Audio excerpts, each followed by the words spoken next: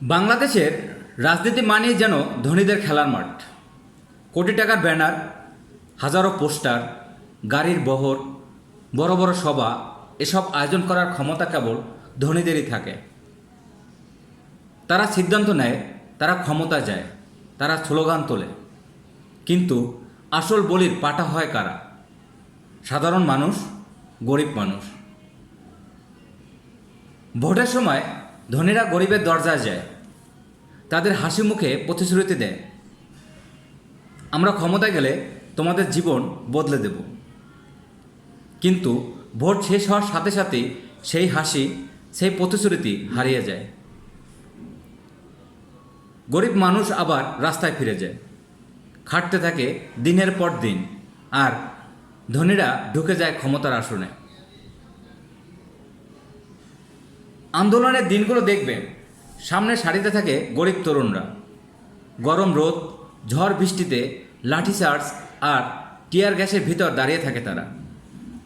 ধনীরা তখন থাকে নিরাপদ কক্ষে।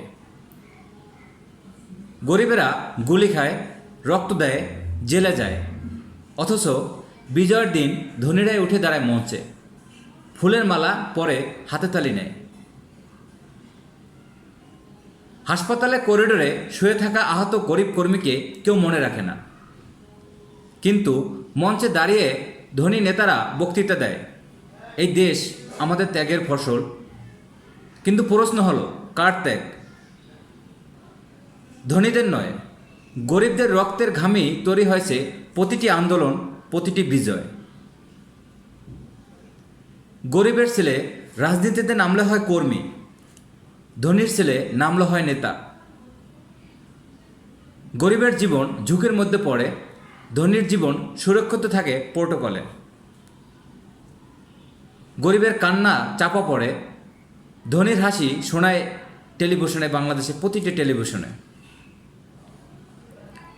আজও ছবিটা বদলায়নি। ধনীরা রাজনীতি করে ক্ষমতার সিঁড়ি বানাতে, আর গরিবেরা সেই সিঁড়ির নিচে চাপা পড়ে থাকে। ধনীরা বিদেশে গিয়ে বিলাসে দিন কাটায়, কিন্তু গরিবরা হাসপাতালের লাইনে দাঁড়িয়ে জীবন বাঁচাতে লড়াই করে। ধনীরা বক্তৃতায় গণতন্ত্র বলে, গরিবরা লাঠি খেয়ে, গুলি খেয়ে সেই গণতন্ত্রের মূল্য দেয়।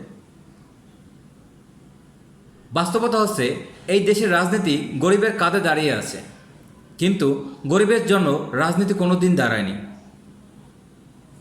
তাই বলা যায়,